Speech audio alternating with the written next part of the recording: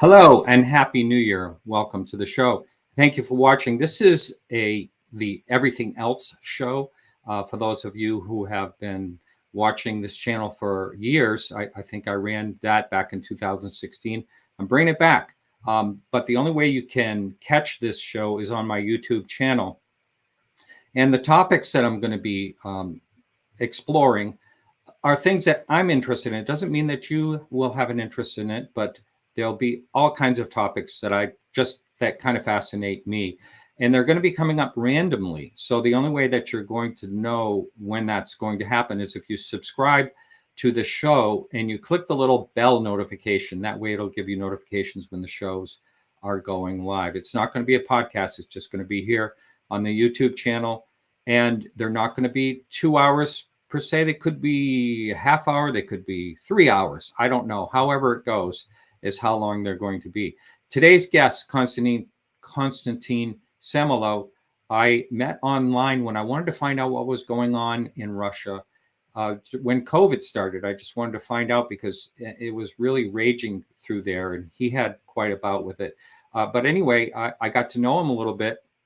He actually lived in Maine, my home state, he lived in New England for 9 years in the States, learned English. He speaks very good English. And many of you that know me, again, from years of watching my shows on UFOs, UAPs, whatever you want to call them, know that I've been to Russia for several times, 4 times indeed. And, I stayed up to 2 months at one time. And I learned a Russian Cyrillic at that time so I could try to figure out things at grocery stores and signs and things like that. Well, I didn't do any driving there. I'm going to talk about that. It is scary as heck. They only seem to know in the area I was in, which was Novorossiysk. It's across from Turkey on the Black Sea. It's a beautiful area. But the city itself, Novorossiysk, the driving there is horrendous. It's either full blast or full brakes. And you get a lot of whiplash riding in the back seat. The weather in Novorossiysk is kind of like, it's subtropic. So it's people think of Russia as freezing cold all the time. And that's where my guest is from. But he does have a dacha, which is a summer house. I think he told me about 60 miles or something like that from Novorossiysk. I may be wrong on that. So while I was there in Novorossiysk, I couldn't find anyone to speak English. Only 2 people the whole time I was there, and the 4 times I was there, spoke English. Now, when I went to Moscow, that was a different story. So a lot of people do speak English there. You can get around much easier there. Now, our guest today, he has to be careful about how he responds to certain things. I do not want to get him in trouble. He may give himself a verbal disclosure before he talks about anything right in the very beginning. Now, I found we're going to talk a little bit about corruption, or quite a bit about corruption. It fascinates me, and why there is corruption in Russia. And I found out firsthand, bringing my dog. I'm going to pull up a picture I have of my dog here somewhere.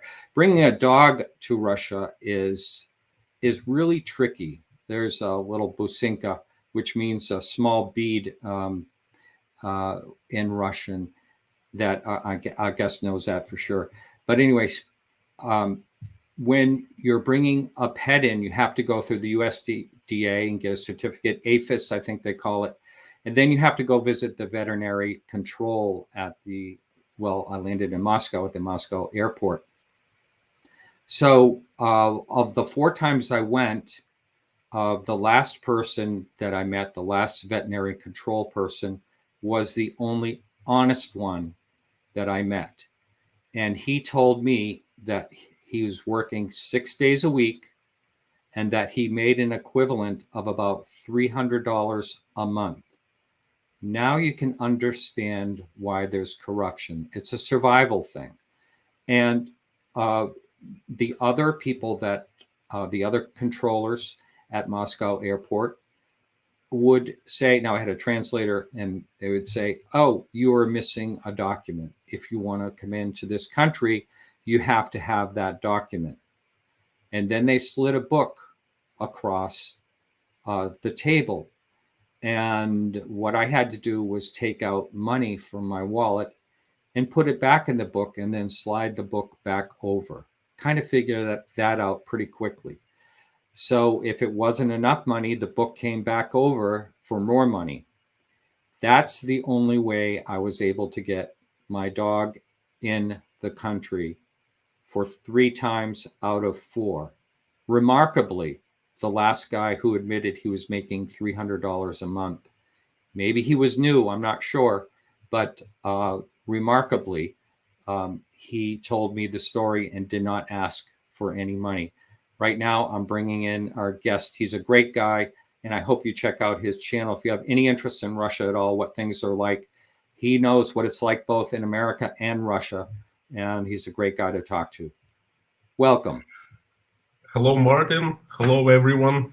Great to see you guys all. Merry Christmas, Happy New Year. Oh, yes, yes. So thank you so much for being willing to talk about this. I know, it's a little tricky for you to talk about certain things. And you heard me discuss my, coming into the country. Is that a typical thing for, what's your take on that? I would say it's pretty typical. Okay.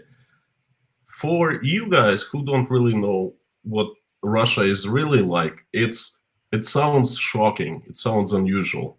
But to us, it's kind of normal. We're kind of wired to handle situations like that.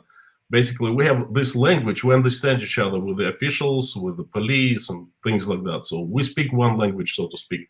And you guys speak different languages. Right. So yeah, didn't sound strange to me. Yeah. And the bottom line, I mean, someone wanted to know if that was vodka, by the way.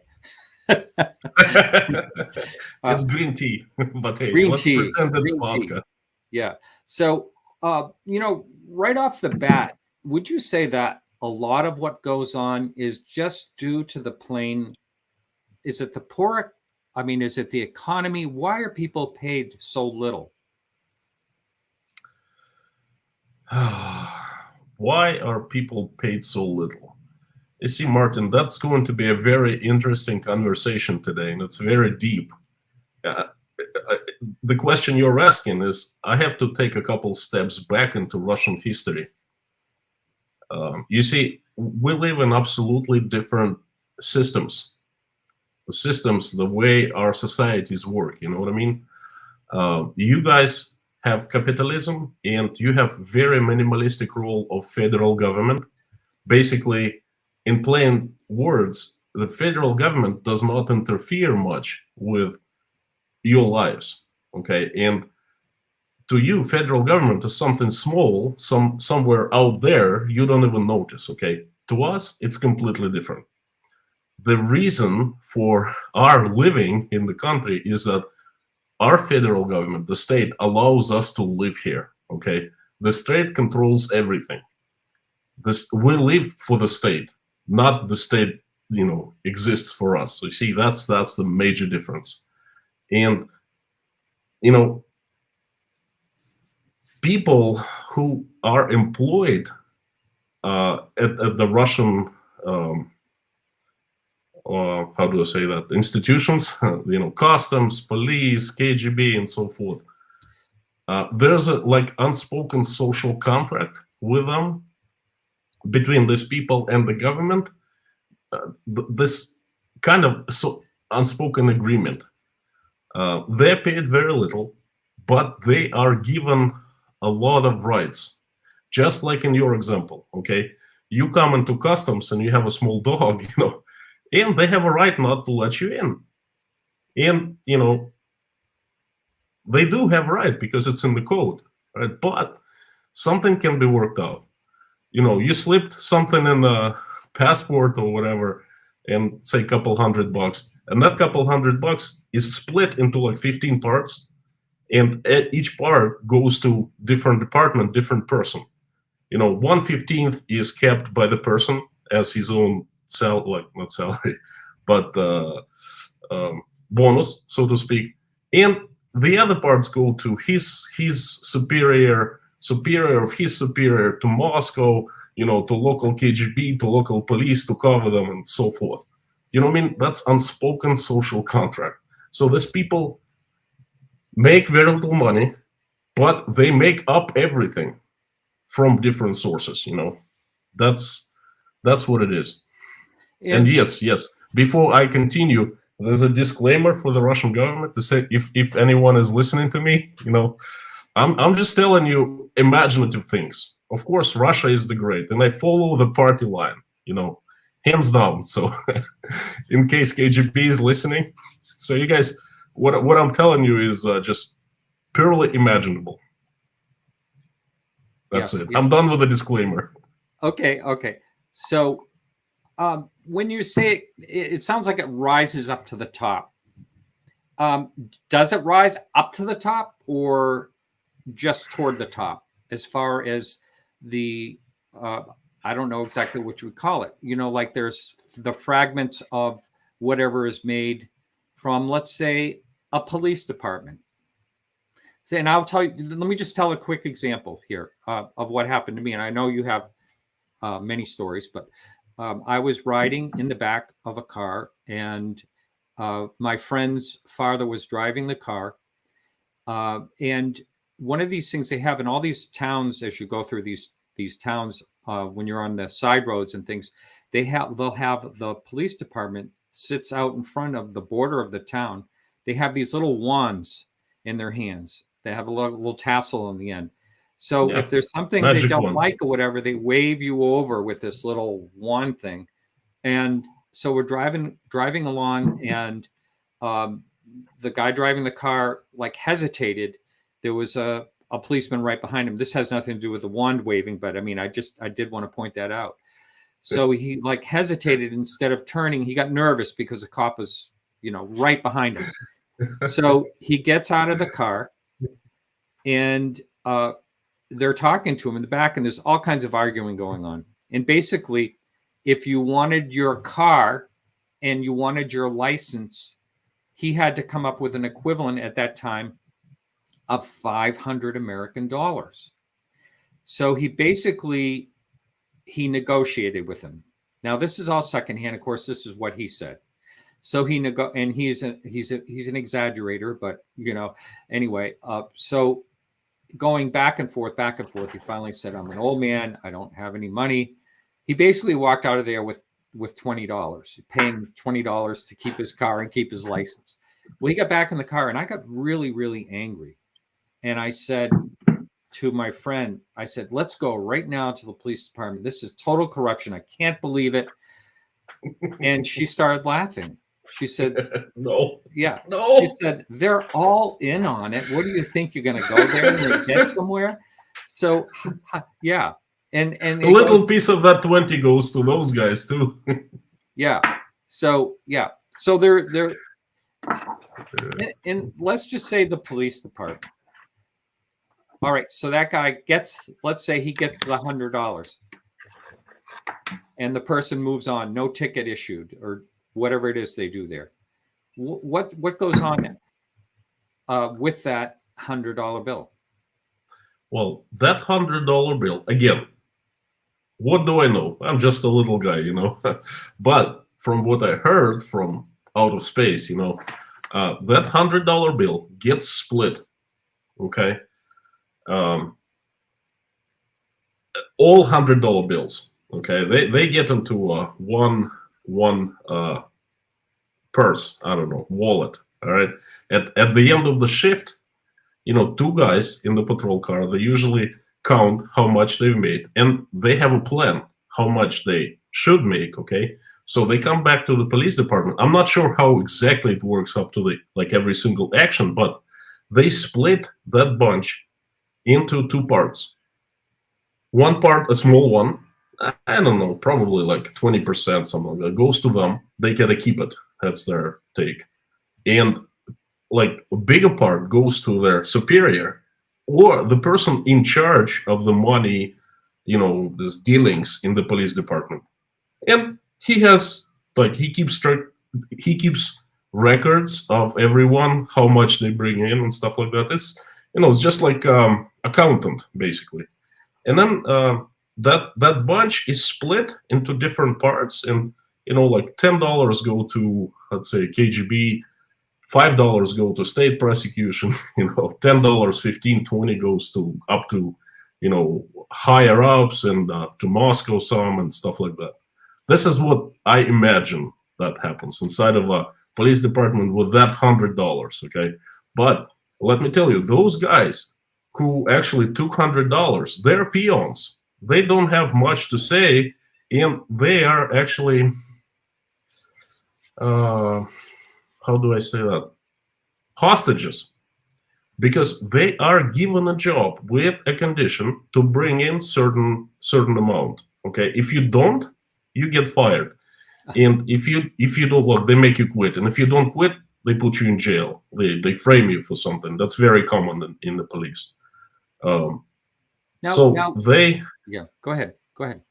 So they are told, they said, okay, you're gonna work on this road in this car. This is going to be your territory, but you must bring in certain amount. Whatever you bring over it, you can keep. Okay, that's it. But if you don't make enough, take it out of your pocket. So that's how it works. And how does someone? Well, it sounds to me like it, as far as other things go, other occupations go, that possibly being a policeman in Russia is not a bad deal to make money. Is it hard to become a police officer? It's really a very good position to be a patrol police officer in a patrol car, because our police is different. Okay, it's divided into divisions. One division is responsible for operating on the roads. Another division is just like a regular police station. You go like investigative department, detectives and things like that. And it's very, not prestigious, but it's very profitable to get into the division that is on the road, controlling the traffic, because that's where the money is. There are some positions in the police that do not bring any money. That's like pawns on the ground that deal with petty crimes. When something happens to you, like a burglary or something like that, you call police, a police officer comes, and those guys don't make much money because they have no leverage on you. They are supposed to help you. There are ways for them to make extra cash, but it's not, it's not the cash flow, big cash flow, you know what I mean? So right. That's to answer your question. Yeah, thank you. I'll tell you another. I mean, I have a lot of situations, and I just want to ask you, about them. And one of them is the same gentleman that was driving the car I was speaking about earlier. I wasn't there, but this happened, and he talked about it, that his briefcase was stolen. He was at his garage with his car, put his briefcase on the ground, and it was stolen. And the only way he got it back, he tried to get it back. It had important papers in it, not really monetary, but very important papers for him in that. And so he tried to get it back. He called the police. They never showed up. So then he got a hold of, this is what he said, the Russian mafia. He got a hold of the mafia and paid them a price. And within one day, that briefcase was back. I believe that. That's very common. Or they actually call you and they tell you, listen, we have your briefcase. Would you like to get it back? And that's going to cost you this amount. That happened to my uncle once. He lost the wallet with the documents, car title and some documents. And, somebody called him up next day and said, hey, I found it. Would you like to get it back? They met. He gave the money and that's it. But the police, they consider it a petty crime. And there's another problem with Russian police. And it's not the policemen, the people's fault, the officers' fault. But the system is, it takes roots from the Soviet Union. It's a score system. I think that's the closest I can translate into English, the score system. Excuse me. For example, Like every crime that happens is reported, and there's a criminal investigation. And if that crime is solved, the case is closed, then you get like 1 point. And then as an officer, as an operative, you must have a certain amount of points. And the entire police station and then an entire police department, they also have to have points, because that's for good statistics to show to Moscow, okay, where the head police department is. And that was a fact in the past. And the police was slammed for using the score system many times. And I think Putin himself, said, "Oh, you shouldn't do that." And officially, they gave up this scoring system. But from what I heard, the disclaimer, I'm not saying that, I've just heard that they're still using it. And in a few minutes, I'm going to give you my take on that. So you see, if you call cops and you say, "Hey, listen, something was stolen from me," and they know they're not going to find a person who stole, then it looks bad on them because it worsens their statistics. Okay? So they will try to put you off as much as they can, not show up at your call, or show up like the next day, or talk you out of, not take your paper when you write down, this was like explanation paper and stuff like that. If they know that they can solve the crime, then most likely, they will take it, and they will show up, and they will work with you.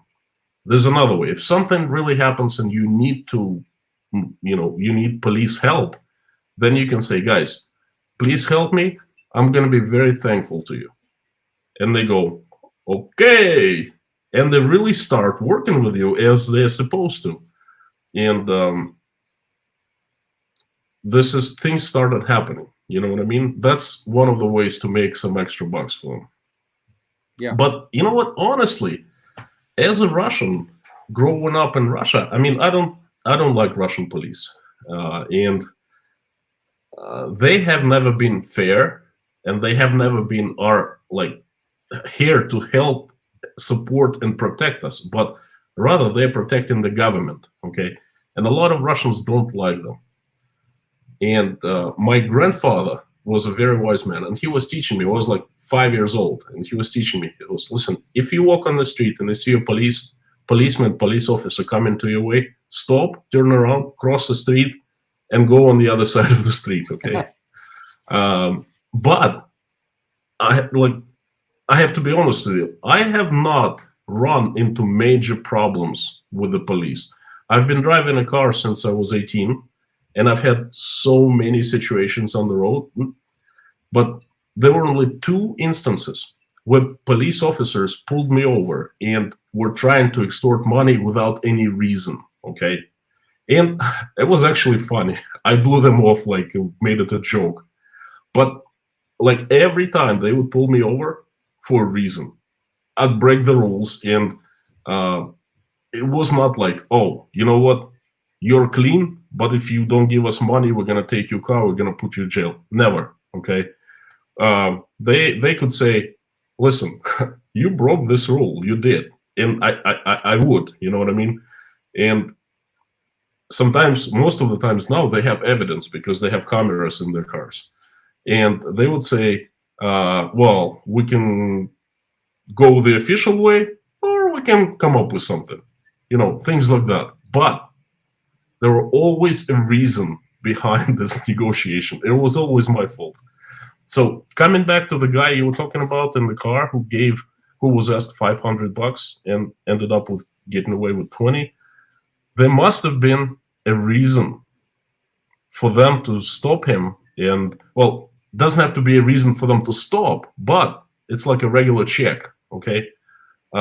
Once they find something in you, for example, you drive in a car without a driver's license, you are our client, that's what they say.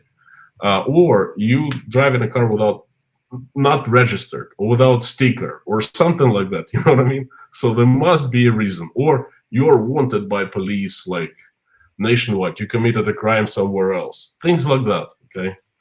And another thing I'd like to stress, that in Moscow, police is very different. In Moscow, they get much more money, their salaries are much higher, and everything is controlled here. Meaning everything is recorded, cameras everywhere, microphones everywhere, and it's much more difficult to them to do something shady. And so I would say Moscow is very different from the rest of Russia. The rest of Russia, oh my God, it's jungle out there. Yeah, yeah. I was well, getting back to that particular incident. What he had done was the police was right behind him, really close, and he pulled over without using his blinker. That's the only thing that I think he said that's what the issue was. No, that's where he lied. Not $500. They do not charge 500. 500 is a very serious offense. Yeah. In Moscow, price tag is different. In Moscow, everything is 10 times more expensive. Yeah. If you deal with the police, but in the province, in Novorossiysk, Krasnodarsky Krai, much cheaper. So it's a very serious offense. Like he was probably, driving drunk, or he had a few drinks. No, but as I mentioned when I talked about the story, I can tell you this: the man is a great exaggerator.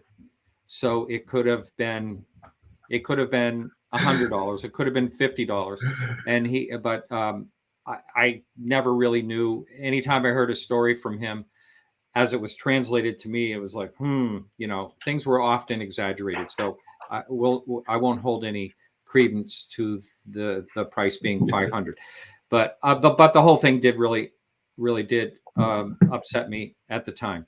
And here's another question I have for you. He only had American cash. He was using American cash. I never saw him use too much Russian money especially when it came to purchases like a car. I went with him one time and he bought a car and he had all American cash. Is that something pretty common that Russians use American cash? When was that? That was in 2016. I see one of the comments. That's Russian cryptocurrency. Crypto ruble is American dollar. Yeah. Very common. You see, when I moved back to Russia back in 2004, I was so shocked because dollar was in operation as much as ruble. People at the time did not trust ruble because back in 1998, the ruble devalued 400%, meaning you had like this amount in rubles that was worth $100, and you woke up next morning, and you had $25. Yeah, like same amount of rubles, but worth $25. Yes, I heard a lot of. I talked to a lot of people that went through that and lost their whole life savings. Yes, a lot of people lost tons of money. 4 or 5 times. Imagine you have $500, you wake up at 20. Then a lot of people they didn't trust rubles, and dollar was free to buy and sell and operate, and they use dollars a lot. They still do as a means of protecting their savings. It's like extra security. But you see, ruble hasn't been devalued in 20 plus years, and the fate of dollar is unclear in my eyes right now. I think the dollar will be devaluing, like going through big inflation in the United States, and it's going to be devalued quite a bit soon. But people still do that. They still have amounts in dollars when they buy apartments, big purchases, cars. But you cannot pay with dollars at stores, at coffee shops, for services and stuff like that. You used to be able to do that, but not anymore. I think they made a law in 2005 that banned taking dollar as a mean of payment. I see. If you go to like official store, but unofficially, of course, you can pay with dollars. When you're, when I was there the last time, when I was there for 2 months straight, I wanted to rent a car and travel to Belarus or something like that, just just to travel and to check it out on my own. And I was warned by my friend there that said, you don't want to do that. You're going to get pulled over. They'll spot you from a mile away like you're a tourist, and you can get in all kinds of trouble. And she also said that there's I don't know exactly what the term of it, but there's like road pirates that will pull you over in the middle of nowhere. Is that really something to worry about? Yeah, it's like those weird guys straight out of movie Mad Max, roaming Russian roads everywhere, and the cars. Immediately they will jank you out and make you their slave. They have this special encampment for Americans who they catch on the roads and bring as slaves. No, pretty funny. No, this is very strange. I've never heard anything like that. Your friend could have been joking. You see, in Russia we have or just didn't want me to have the freedom. That's probably what it was. Yes. In Russia we have a saying. You see, this tea is not hot. Okay, it's been sitting here for like half an hour. It's warm, lukewarm. But in Russia, they say, "Oh, you're being so extra careful that you blow on cold water."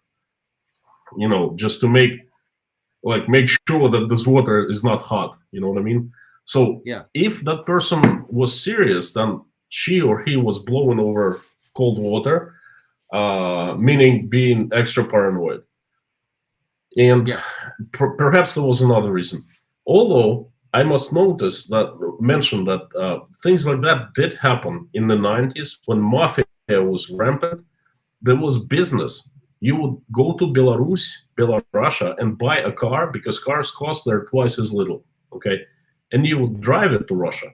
Then in like 1993, 1994, they would pull you over and they would just clean whatever cash you had. They would take it, and perhaps they couldn't even take in your car, But those, it was like over 20 years ago, 30 years ago. The time is gone. Absolutely safe. I traveled to Belarus by car. I regularly from Moscow to Rostov, where my second home is. It's not in Krasnodarsky Krai, not near Novorossiysk. It's about 4-hour drive from Novorossiysk. Okay, it's Rostov, not Krasnodar. I drove to St. Petersburg, to where? All over Russia. Oh, I drove to Georgia, the country of Georgia, back into 2015, and the only problem that I get is gasoline is too expensive, and that's pretty much it. So let's talk about what happened and what was it like prior to 1991 and then 1991 when the Soviet Union basically fell, or whatever you want to call it. What were I know there was a big adjustment, and my friend's father was involved in the Communist Party. Life was really good, and then all of a sudden life changed. So what was that like? How old were you then? Do you remember that happening? Martin, I actually made a video about that. I have not uploaded because I wanted to redo that again. I'm not satisfied with the result, but I remember it so clear as it was yesterday. You see, I hear a lot of people complaining about, oh, we're going through such change in Russia and the United States. The entire world is going through change. Well, I tell you what, you guys have not seen change. We have seen in the Soviet Union. When you live in one country, you wake up, and the next morning, literally the 3 days, next morning, everything that you had believed in, everything you had thought was right, turns out to be fake and wrong, and just hell breaks loose. Okay, the entire system is like broken, and there's complete chaos everywhere, and there's new people running your country, and that was crazy. That was absolutely insane. And I do not believe. Well, it's not a matter of faith. I don't believe. I remember the life in the 80s in the USSR was not so good. So I don't know what your relative is saying. Perhaps he was higher up in the Communist Party, for them, life was better. But for regular folks, life was not good. Actually, the result of life not being good was the breakup of Soviet Union. People couldn't stand it anymore. Okay, literally, we were having bread lines, you know. So I remember clearly. Wow.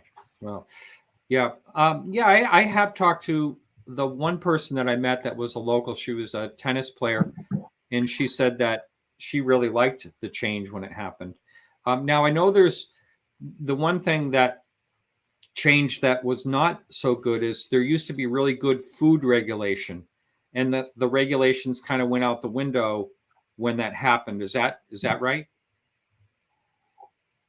That's a popular belief, and I don't know because there are two opinions. Okay, on that topic. Some people are saying exactly what you just said, that in Russia, the regulations, the standards of for food production is called GOST, GOST. Okay, and there were GOSTs in Soviet Union, and there were GOSTs. Well, there are GOSTs here in Russia now. They have been changed. From another opinion, it's not so popular as the first one. But another opinion, people are saying that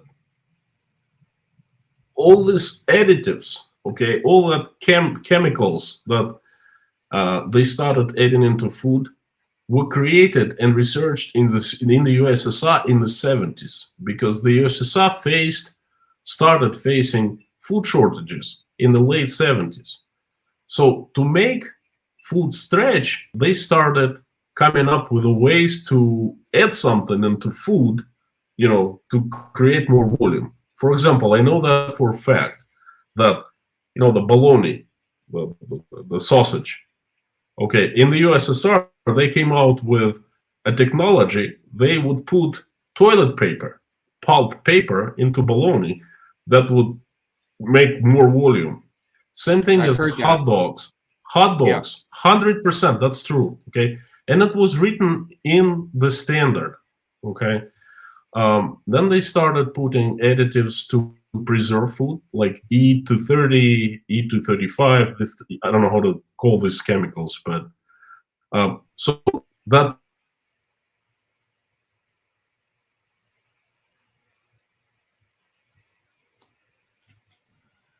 Whoops, we seem to have a frozen screen here. I'm not sure exactly what's happened, but I'll see what I can do here. We might have to take him out and bring him back in. So those of you in chat, Lee just joined. Thank you. Great to see you, Lee, up in Canada. All right, so I am going to see what happened there, and we don't know what happened to him. I hope this isn't the end of the show. I have so many more questions to ask him. So thank you for being in chat, and please be patient. Hopefully he will come right back in.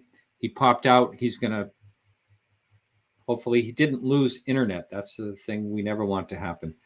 But yeah, it was certainly interesting for me traveling to Russia the 4 times that I did. And, it's really, let's see if I did take a couple of pictures and put a couple on. Here I am wearing the podcast UFO t-shirt. I'm in some little, I know it looks Bavarian, but it's little Russian town. I can't remember exactly where that was. Grocery stores.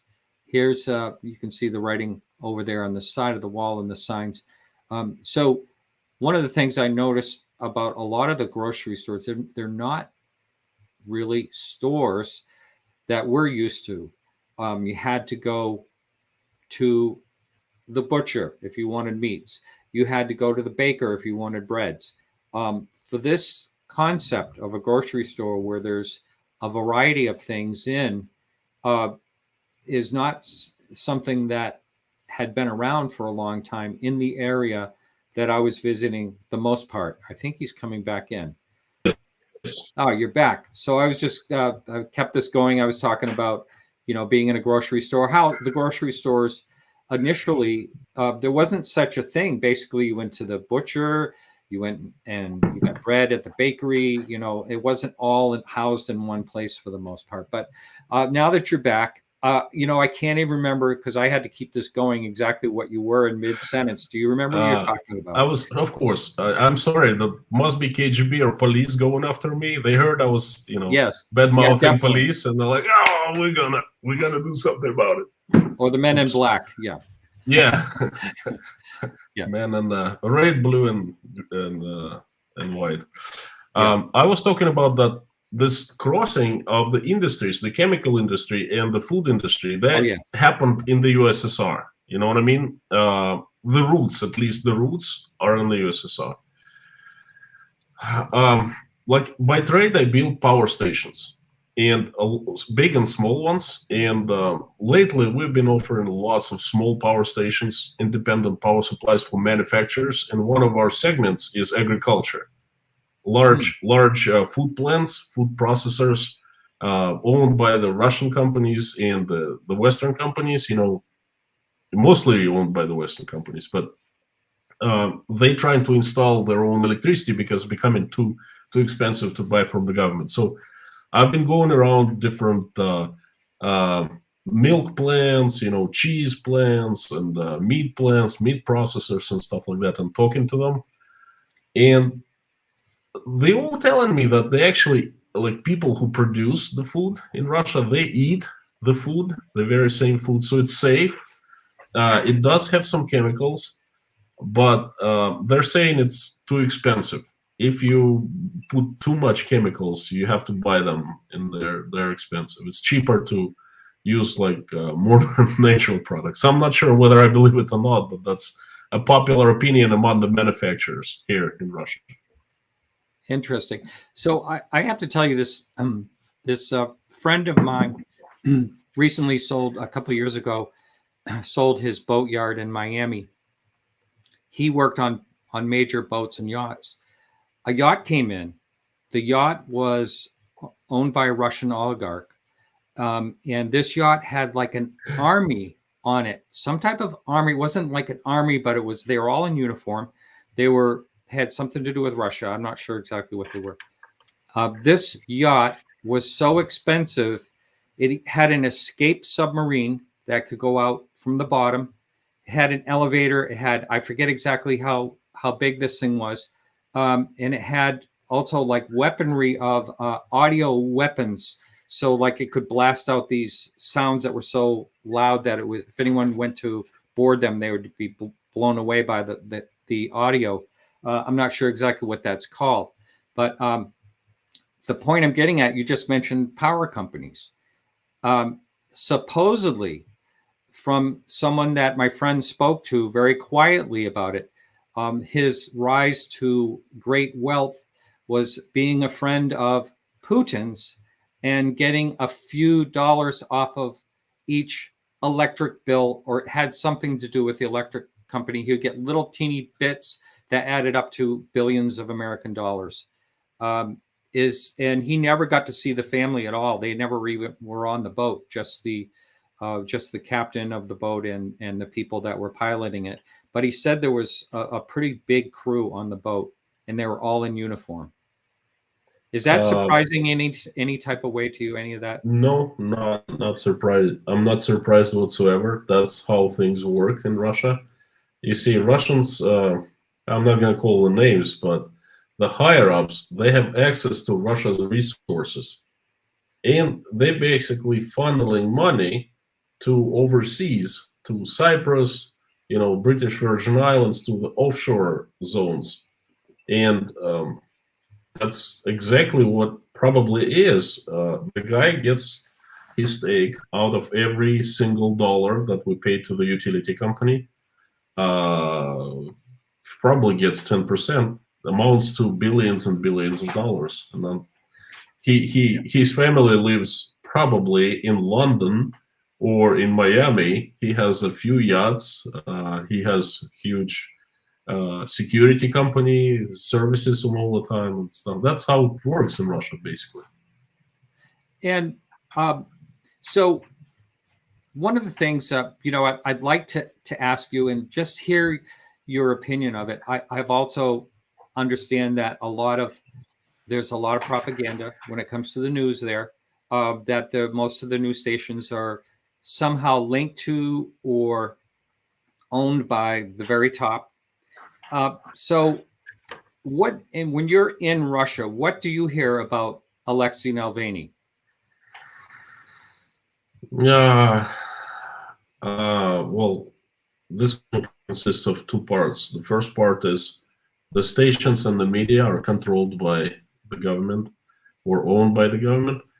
You see, it's not owned by the government per se, but it's controlled by people who are obedient, okay, who are given a chance, a right to control these companies. And these people probably the ones who have yachts in Miami. Okay. So that's pretty much it. Close to 100% of media is in Russia. A disclaimer, okay, I can say very obedient. Independent, but very obedient. We do not hear much about Alexei Navalny anymore. The last surge of activity was about a year ago when we had protests at the end of the year, well, before the new year, right after. And the last protest was in late March, and I actually went and I filmed, and there's a video on my channel. As you know, he returned to Russia a year ago, and he was arrested right on the plane, and he was sentenced to a few years, and he's serving time right now. So he was like talk of Russia for quite some time, but then all of a sudden, all information about him just boom disappeared. And the official position of the government is like, what is there to talk about? The guy was found guilty by a court, Russian court, the most fair court in the world, most honest court in the world, and he was sentenced and he's serving time. What is there to talk about? Okay, he's a criminal, and the criminal must be put in jail. And of course, there are some very few independent media outlets left. And by the way, in the last 6 months, Russia has gone through a huge change of the media landscape, because before there were some, like, for example, independently operated websites, okay? And they were just out there to say whatever they want, spread whatever they wanted to spread, whatever information they wanted to spread, okay?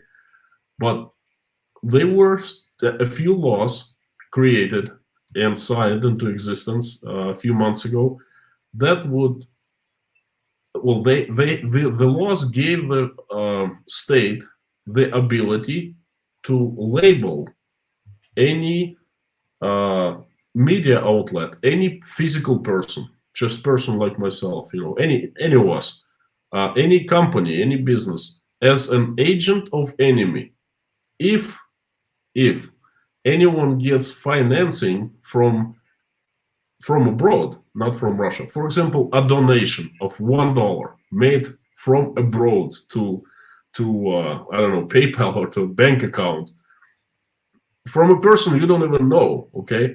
Then the Russian government can come in and say, oh, you are an agent of an enemy or enemy state because you are getting financed by someone we don't know. We don't know your intentions. And there are so many regulations you fall into, meaning you have to go through a scrutiny of giving every single source of income to the Russian government. You must create like a form. You must report every 3 months for every single ruble that you spend, including your food expenses, your restaurants, anything, like everyday life expenses. And they put you under a microscope.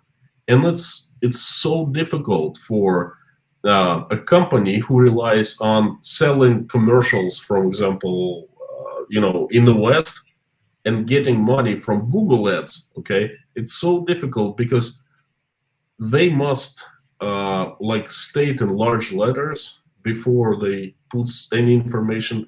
This information is provided by the agent of an enemy according to this decree from this date and stuff like that. So basically, these laws have made life extremely difficult for independent media. Okay, and this system is in place now. Those independent websites, I don't know, you call it media, they're dying, slowly dying. I think there are like 5 or 6 left, and that's it. And no one is talking about Navalny anymore. To answer your question, yeah, he's right, forgotten. So I'm going to put this up, and I know that it's kind of a tricky thing, probably, but do you ever see anything like this happening? This image, this article. Do you care to even comment on something like this, or is it even dangerous to comment on it? Well, I will comment the way I understand it. Okay, what we just saw is a speculation. There is no proof of that, but I believe that Russian president is a very, very, I think, the wealthiest man in the world. That's it. That's all I gotta say. And this is from someone that's supposed to have an income of I've heard numbers tossed around. The income is supposed to be something under 100,000 American dollars per year. Yes. But the thing is, if you go and look into his accounts, there's probably he doesn't spend anything because the state pays for, housing, food, transportation, everything, clothing. So he probably has that salary in a bank account, and he officially doesn't own anything. You know what I mean? But unofficially, it's a proven fact that one of his friends from childhood, a very talented musician, a great guy, I think he plays violin. He's a billionaire, just a regular musician, and he has like $1 billion somewhere in an offshore company, somewhere in the Caymans, something like that. And then people were asking, how much, remember there was a huge scandal a few years ago where they came out with information about people's offshore accounts, politicians from all over the world, including. So back then they said, okay, how come where did that guy get his $1 billion from? Okay, mystery. There was no answer. The answer was well, he's a great guy, he's a great musician, he does a lot for charities, something like that. So just think further. That gives you an idea of how that article could be true. But I'm not sure. I don't know. Yeah. Well, this also, Alexei Navalny did a whole video on this. And from what I understand, it was the #1 watched video in Russia on YouTube. Something like 9 million views about this castle that was built. And it goes on and on as far as you can see here. Quite amazing. Yeah. Martin, this is old news. This is such an old news. I mean, I don't know. Russians really baited. They got the bait. Navalny did this video, okay? And most likely this video is 100% true. But there was a huge scandal with this palace back in 2007 or 2008 when the construction started, because there was a huge national reserve and the locals enjoyed private beach, not private, but public beach and nice forest. And all of a sudden, people came in and they put fence and they said, okay, this is a secured area now. And everyone knew who the construction of a summer house, dacha, for who that construction was meant to be. And there was a local blogger. There was no video blogging back then. I think he was putting things on Live Journal. The local guy from a village. he got close to the fence and he started doing reporting from close to the fence, right? Not jumping fence or anything like that, but he was starting like putting attention to that construction, and he got 1.5 years in jail. Okay. Wow. There was a huge scandal back in 2000. It's old news. We all know that this thing is there. It has been there, and we know who this belongs to. Okay. Navalny just kind of brought it up because he's so popular, has so many followers on his YouTube channel and stuff like that. But I mean, we knew that. And by the way, his videos, that's not the most scandalous one. Okay. His other videos are also excellent, and they're straight to the point. And what I like about the videos, he gives facts. Okay. He does not accuse anyone. Oh, perhaps he owns that. No, he says, look, this is a registry of the owners. This is a state like paper. How come this person right here owns this apartment that costs like, $15 million? Like his salary is this much. Please, like state prosecutors, please go and ask this person, where did he get the money from? Okay, and that's why Navalny, he was very straight to the point, very, very logical. That's why he was such a threat that he needed to be, well, neutralized. Right, right. And what do you think? Now, I don't know if you can answer this or not, but do you think the elections are fair? And really, if you pretty feel good questions. If you feel uncomfortable, you can just say, I'd rather not answer that. I tell you what, I don't like to lie. I don't lie, but I cannot say the truth. Let's put it this way. Okay. Now, I get it. One thing though, I believe that the elections of Putin, the last presidential elections, I believe those elections were fair. Back in 2018, he was elected for the fourth term, right? And I actually decided to witness with my own eyes. I went to different polling stations, and I saw tons of people, especially older folks, voting for him. Okay, there'd been such a campaign preceding the elections. They literally had brainwashed lots of people. They brainwashed my mom, who's a very logical person, and then she voted. Well, I don't know who she voted for, but she was supporting Putin. And then 3 months later, she like woke up, and she was like, "Wait a second, what have I done? What's going on? That's not what he promised us," and things like that. But I have a couple friends of mine who are in charge of polling stations. It's not a job; it's sort of a volunteering job. Okay.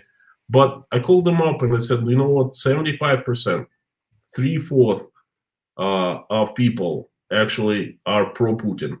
And a lot of them couldn't understand because they're saying like older people come, they don't have enough money for food, but they scream Putin is way to go. He's the one, this protector of Russia. He can protect us. He's the only one. There's not other protectors, things like that. So I believe that the elections back in 2018 were fair. But I believe that was a mass hysteria or something like that, I got to visit Sochi, which I thought was absolutely beautiful. It was a very beautiful part of Russia, and banana trees. I was kind of shocked, and you can drive just 45 minutes, and you're in the snow. But I also I walked by where he was staying at the time, and that was kind of a palace too. I don't know who owns that. But that was another interesting place to see. Which one was that?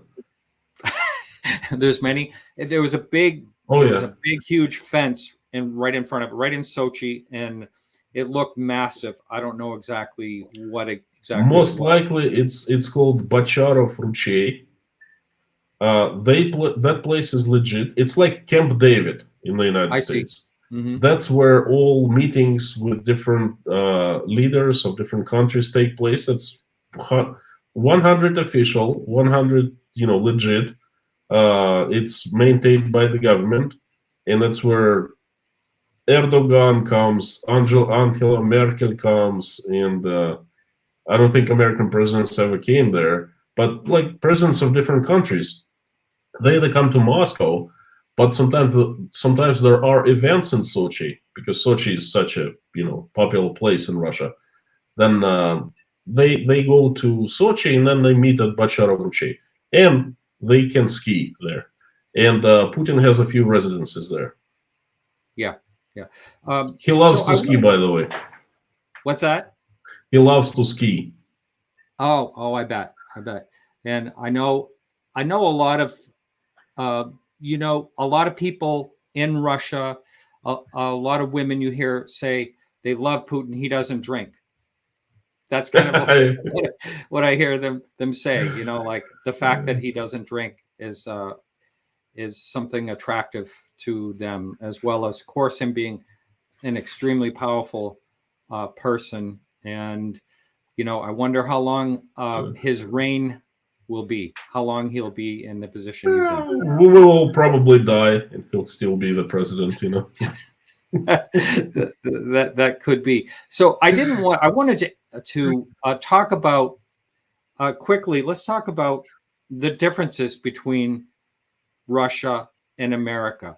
One of the things I have to tell you that I noticed there is, I don't want to have this. Wait a minute. We do have a question. I just want to pop this question up first, and I'll get back to that. What can you read it? What are the academic requirements to graduate from high school? And are there scholarships offered by the government to highly performing students? Thank you, Simone. Simone, thanks for the question. You are asking me this question from a point of view of a person who lives either in the USA or in Europe, because you have completely different educational system. In Russia, well, first of all, the requirements of graduating high school, you must get grades when you go along. You pass exams every year. You grade it, and your grades must be no less than certain grade. In Russia, it's like 1, 2, 3, 4, 5. The lowest passable grade is 3. Okay, 4 is good, 5 is excellent. So you must have at least grades of level of 3, and you must pass final exams. And you graduate high school. And it's a rigorous process to graduate. I know because my oldest daughter, Oleg, just graduated this past May. And she had studied, trust me, had she studied for entire year nonstop. Okay, she did really, really well. She did Russian 100%, which is unheard of. The society 100%. English 90%, very, very high grades. But she put so much work into that. And scholarships. It used to be that education in Russia high education was free. Okay, completely free.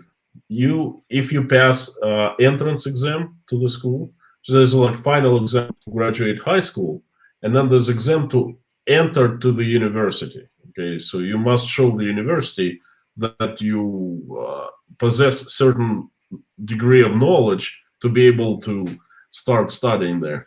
And of course, different universities, some are much more prestigious. They had higher barrier to enter, and some are lower, things like that. But all education used to be free. Now, some of education is free, and you pay for the rest of, if you're not super talented, then you actually can go to university, but you pay for it.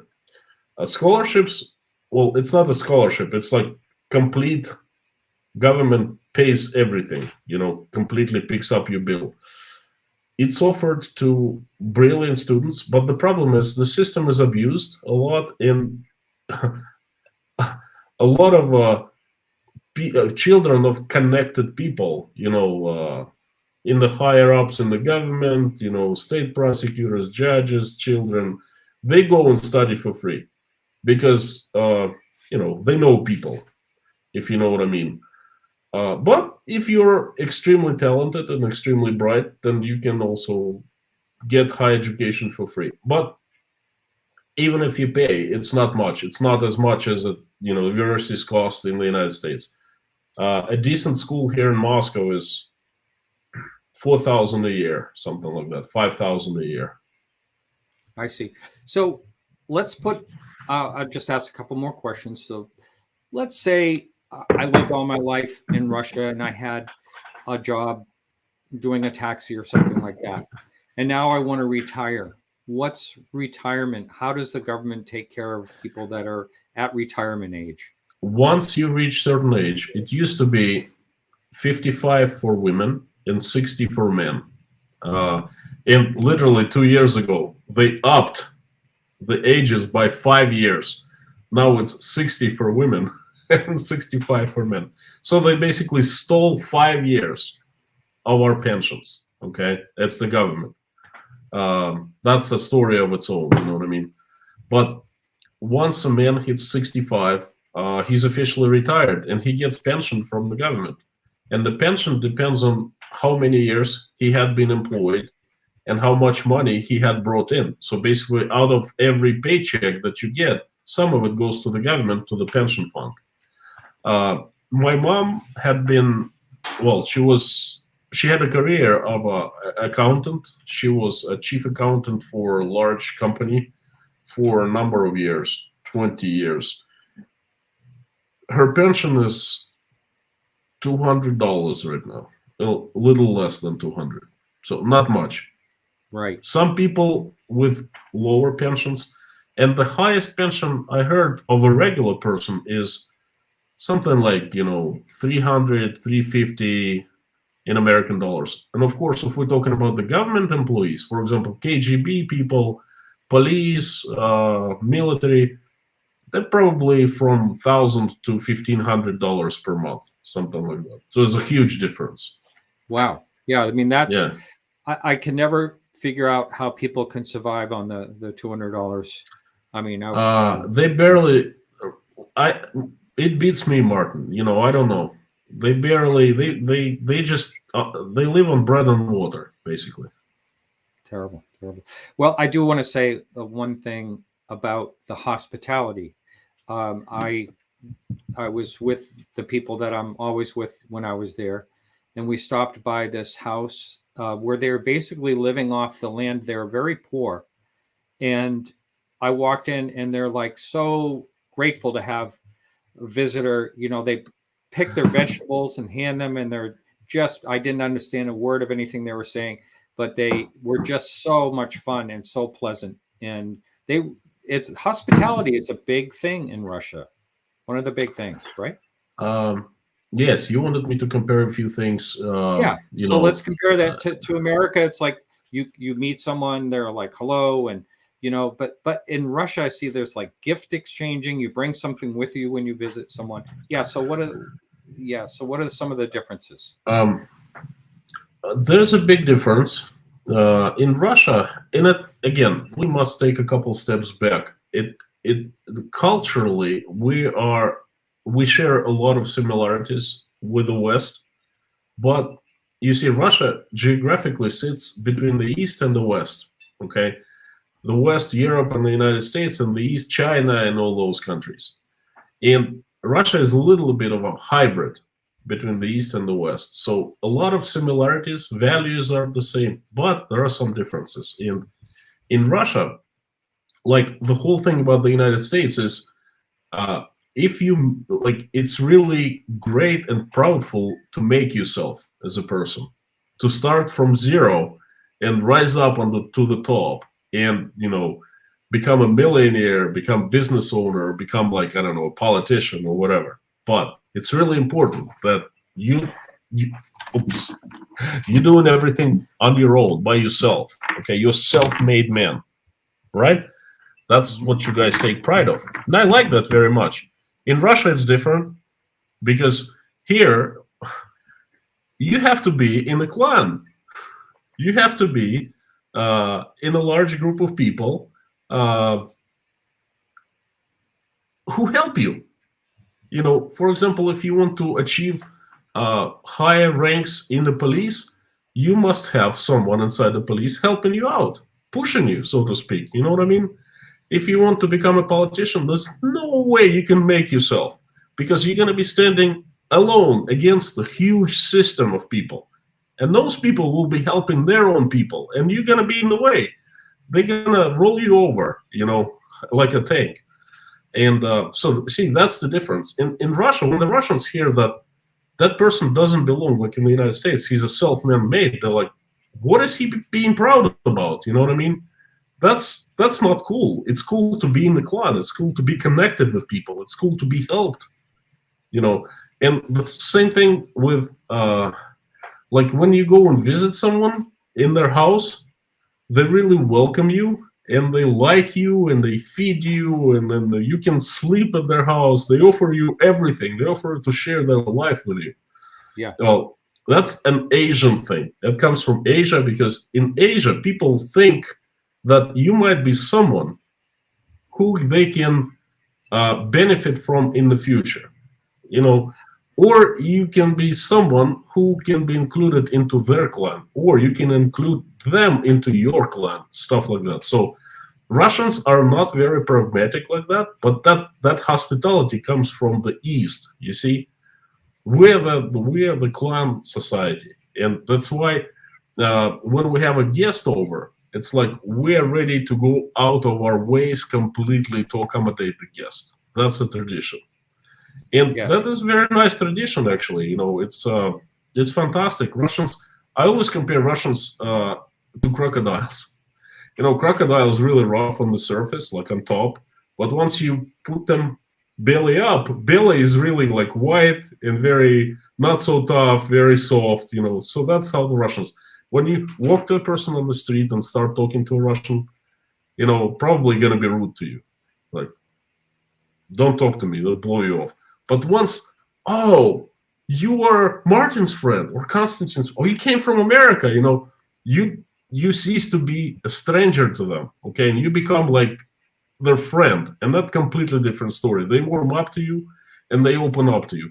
In the United States, that doesn't happen. People are nice to you and they're really like, ask you how things going and stuff like that, but it doesn't go that much deeper than that. You know what I mean? In Russia, it's completely different. Once you start getting to know the person, they let you into their life. That's the big difference. Another situation that I have before we move on, it just came to mind recently.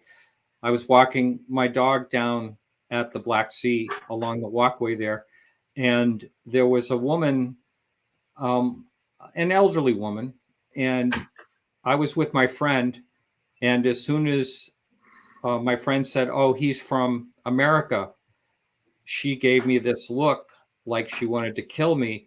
And then she talked to her other friends, like, let's get him and push him into the Black Sea. Let's push him over the rocks. So for the most part, how does the average, now this is Novorossiysk, it's away from, it's maybe it's just that area, but what is the general thought of Americans on day to day? Is it different in different parts of Russia? Is it, how are we looked at? You used to be enemies when we lived in the USSR. Complete enemies. We thought of the Americans as bloodthirsty baby killers who are absolutely want to get into Russia, nuke us out, and take our children away, and put their blood into the cups and drink it. That was the image of the Americans. But then everything changed overnight, literally. 1991, it's like everything changed. Someone came on TV and said, "Oh, you guys were hearing about that stuff all your life. Well, we just lied to you. That's KGB. That's the communism. They're no good bums. They just lied." Okay, and everyone was like, "What?" And all of a sudden, America became this ray of light, a beacon of freedom, a beacon of democracy, the good guys.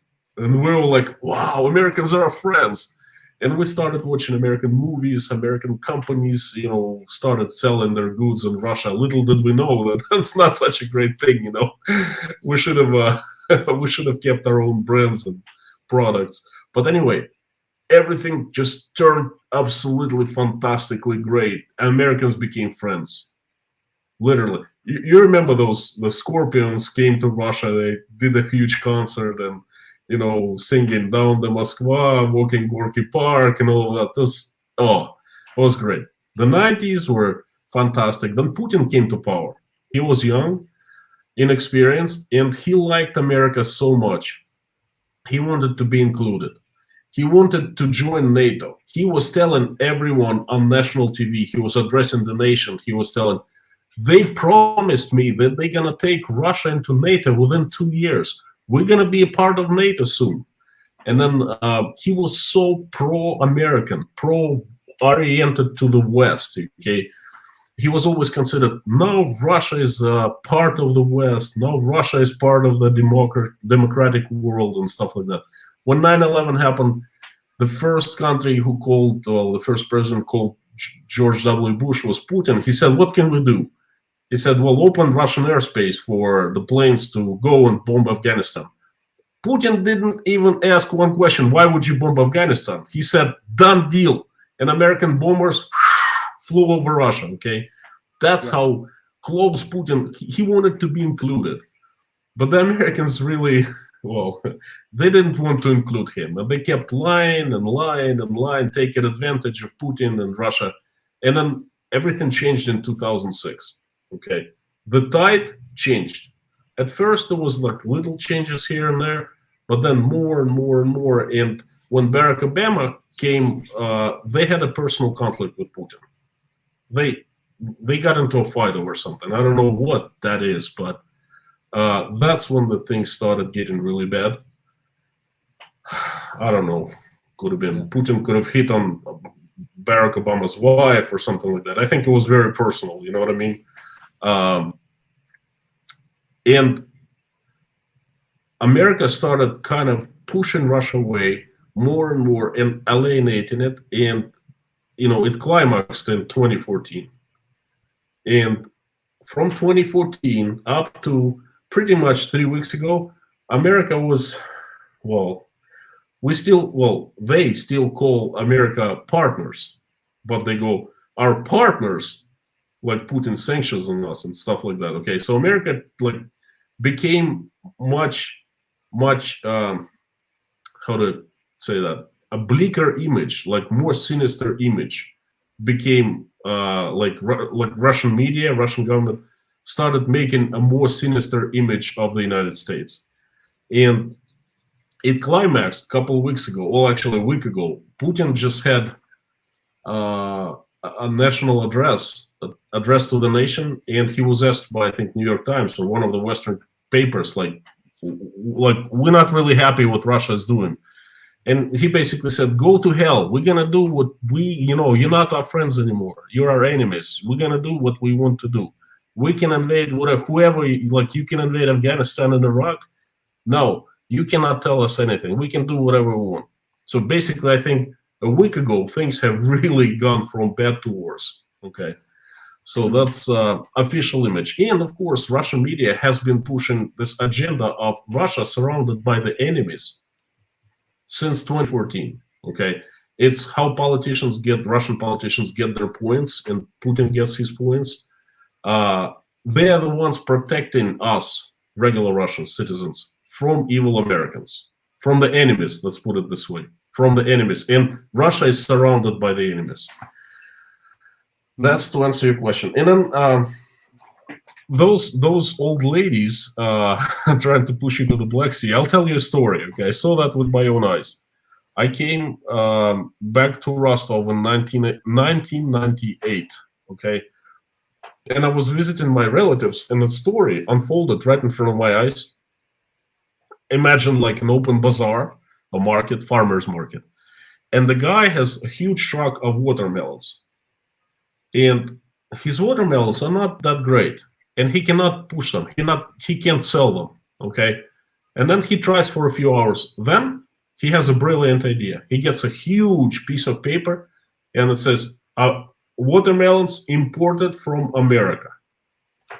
And everyone was like, "Wow, American watermelons!" Great. And everyone starts buying them. And the guy sells out in hours, okay? And he leaves, disappears. Turns out that the watermelons are no good, and people start getting sick from them. Okay, they come back, they bring watermelons back to the market, and he's not there. And they start getting angry at who? The Americans. Right. I saw that with my own eyes. The old people, like, Americans sent us these watermelons just to freaking make us, get sick. Why? And it was a huge ordeal for a couple of days. But that just tells you the story of why some people don't like Americans, because they've been brainwashed. Okay, and then I know better. I'm half American myself, half Russian. Okay, but I know it's completely bogus. But if you keep on hearing from everywhere, and you're not bright enough to, if you don't know English, you cannot read any other news media. You can only read Russian, hear Russian, what they get to say. Year after year, they brainwash you saying that America is bad, and you start believing. Okay, that's pretty bad, actually. I think that actually goes both ways, if you ask me. We hear a lot from the media against Russia too, but Crimea along these lines. So Crimea is annexed. Now, I personally have spoken to someone, through a translator, that wanted that to happen. A Crimea, someone that lived there, and they said they were thrilled. There's both sides of that. Is all I'm getting at. There were some people that were really happy that Russia took over Crimea. I know the bridge was a big problem. There's a lot of problems, but what are your overall thoughts about that whole situation? Let me answer this question about Crimea, and that's going to take me quite a few minutes, because I actually took a job at Crimea after the revolution, and I spent a year. My father is from Crimea, and I have tons of relatives living there. And I used both bridge, and I used whatever was there before bridge, But after I answer, Martin, we have a few questions there. Yes, I'm gonna pop up a few. Sure. Yeah. Okay. Crimea. Crimea is very, very shady area. Okay. Crimea belonged to Russia until 1956, I believe. And my father was born in Crimea in 1952, and he was born in Russia. He got his Russian passport, not Ukrainian. Well, it was the Soviet passport back then, but they put like where you were born, like in which republic. And my father said Russia, my father's passport, but he was born in Crimea. Then there was some kind of ordeal within higher ups of the Communist Party. And Nikita Khrushchev was Ukrainian himself, and you know who he was, right? He was running Soviet Union for 10 years, and he wanted to do something nice to Ukraine, his home republic, okay, home place. And then he made a decree that put Crimea under Kiev's, so to speak, management. So it's like, for example, there are two states, Maine and New Hampshire, right? And there's Cumberland County. No, there's York County. Let's put it this way, York County. And York County is far from Augusta. It's not really convenient for people to go to Augusta and do all the things and stuff like that. And then people in Washington decide, for the sake of simplicity, let's change the states, the borders of the states, and let's York County is a part of New Hampshire now. And boom, just like that, it's a done deal. It's the same country, it's same people, same laws, but it's just administrative border is like York County belongs to New Hampshire now. I hope I explained it so you understand. Okay, that was Crimea. And then, of course, Soviet Union fell apart. There was a question, Russia almost bought Crimea for a few $100 million back in 1991, but it didn't, they didn't push hard enough, I guess. Yeltsin got drunk. There are rumors that he got drunk and he didn't wait until signing the papers that Crimea would go back to Russia, and then he left for Moscow. And the Ukrainian president got pissed, and the deal fell apart. Okay, now comes 2014, but the thing is, most people, like 90% of people who were born and live in Crimea, they're like my father. They speak Russian, they're Russian, they have roots in Russia, and they had nothing to do with Ukraine whatsoever.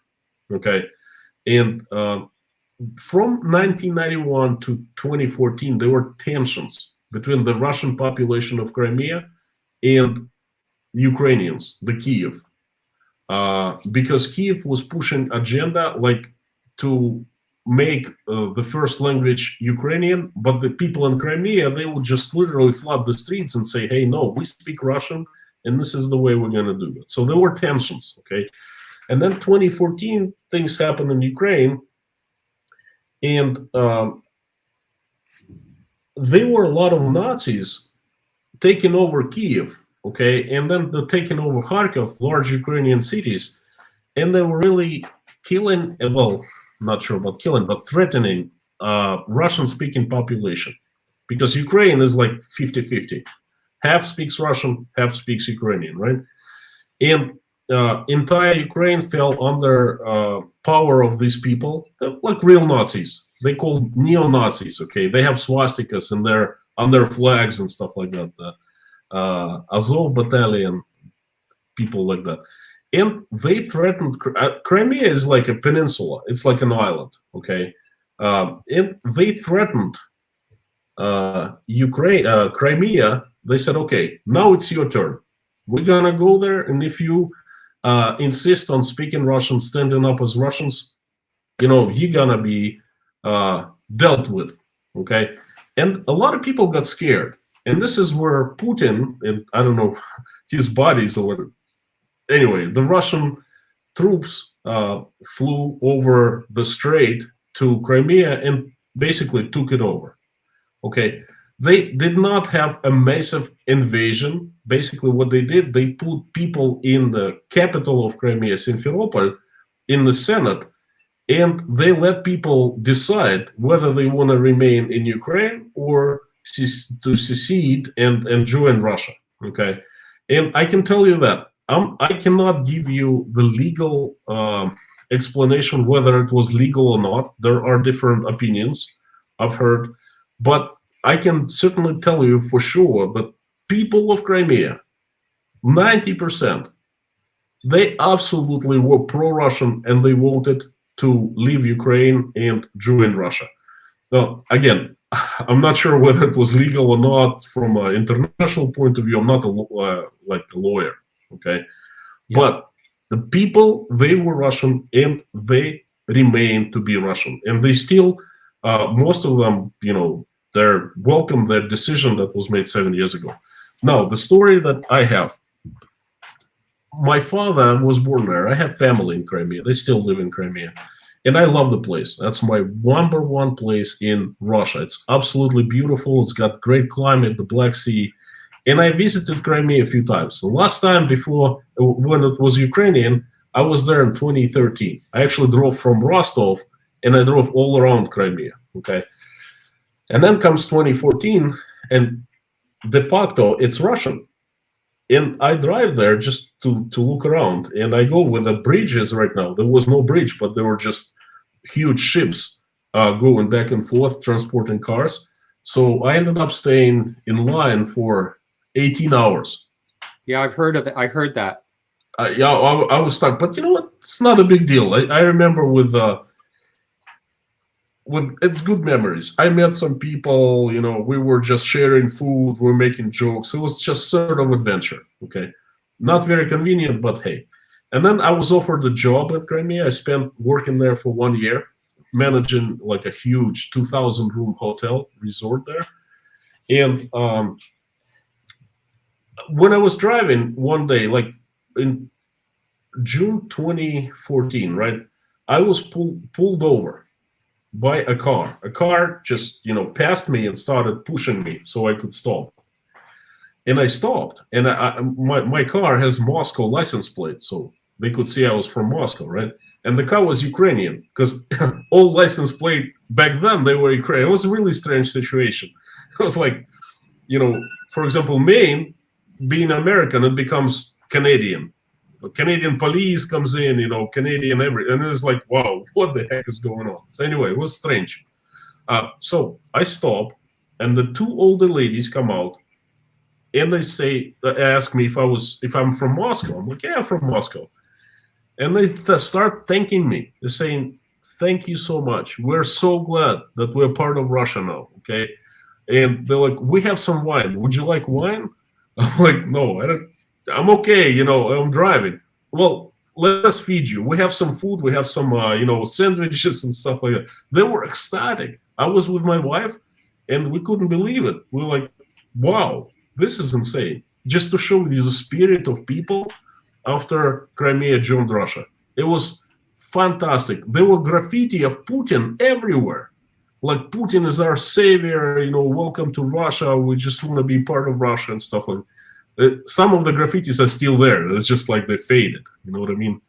But I mentioned earlier, unfortunately, I have someone coming in for an appointment coming up. But I mentioned earlier that, you know, from what I understood is exactly what you're saying.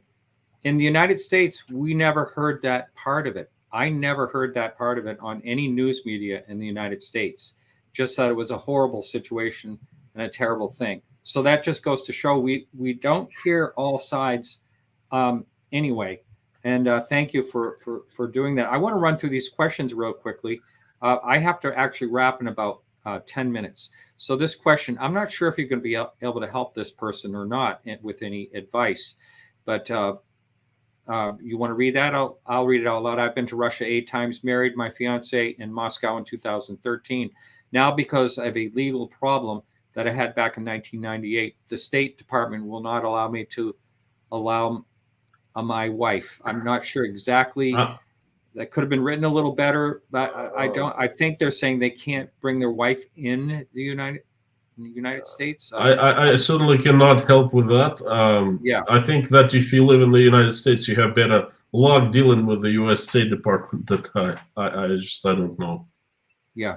I know there were some other questions. I'm looking for them. Meanwhile, while I'm looking, can you give out your information on how people can find your channel? It's down in the link below, but go ahead and put that out if you would. It's I don't know how to put it on, but it's really easy if you guys want to check it out. It's called Inside Russia. Very simple. Go and just search for it.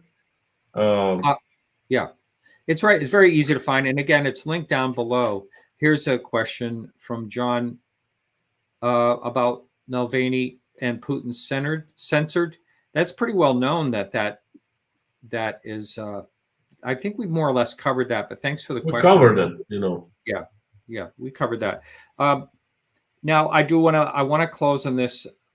Basically, Konstantin, what would you say was the most magnificent or the most impressive difference between our two countries? When you arrived in America, what really hit you? When I arrived to America, right? What was different in America? Well, America is like different from any country in the world. I think it's the most wonderful country in the world because the values and the freedoms that people enjoy in the spirit. Okay. I talked earlier about how in America it's great to be a self-made man. And I love the base, the sort of like the basis what your country stands on. I love that you are absolutely free. Like, for example, when I came to America and then I was talking to Americans and they learned I was Russian, and sometimes we didn't agree on something. The Americans said, okay, you know what? I totally disagree with you. But so you understand, I will fight and die for your right to have your own opinion, even though I disagree with you. Okay. And it was absolutely something new to me. Okay. And it's still to this day, it's great. Another thing was great was, I started with zero experience basically, and through hard work and, well, some thinking, I started making good money and I started growing as a professional. Okay. In Russia, like I said before, for me to grow as professional, no hard work needed, no smarts needed. I just have to be connected with someone, nephew or son of a judge, prosecutor, whatever, But in America, it was absolutely different. You're valued you're judged by the results, by the value that you bring to the company, to the society, and of course, I absolutely adore freedoms that you have. For example, freedom to to own a firearm. That's fantastic. I mean, this is absolutely insanely fantastic to me. Yeah, I mean, I was there in Russia when a gentleman had to turn in his firearms. This was just a couple of years ago. He brought him to a gun.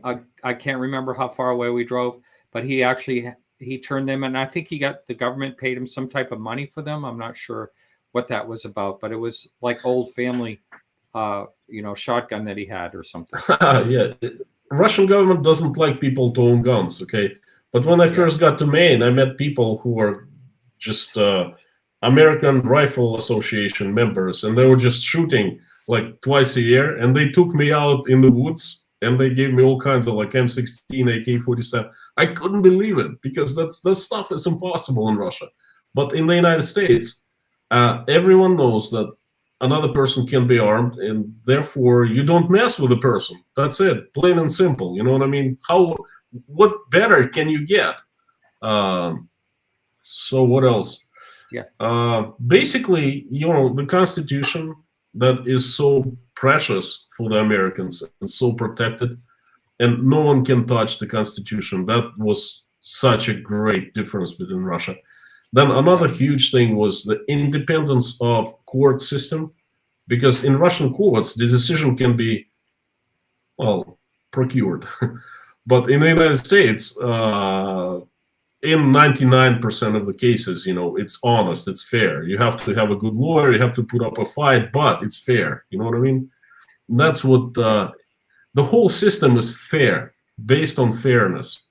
And this is what I loved. Unfortunately, it was lacking in Russia, and many things are still lacking, and many things have gotten much worse ever since I, left Russia in '96. Yeah. Well, thank you so much. It's been a real pleasure. You're a gentleman, and your English is perfect. And thank you so much for joining us today. Martin, thank you so much. It's been a pleasure. And again, Merry Christmas and Happy New Year. I'm going to be doing a live stream, how Russian family celebrates, my family celebrates New Year. It's going to be right on New Year, in Russian New Year. And it's a big deal in Russia. Yes. Yeah, it's the biggest holiday for us. Huge celebration. Yes. So I'm inviting you to come and join and see the stream. On my channel, I'll make a premiere. And everyone else, please come and join me, my family. All right. You take care. Thanks again. Thank you. You too. Thank you. All right. All right, everyone. So thanks so much. Remember, in order to see what's coming up next, you need to subscribe to the channel and click the little bell, and you'll get a notification. Thank you for hanging in with us, and thank you for the good questions in chat. And we'll see you next time.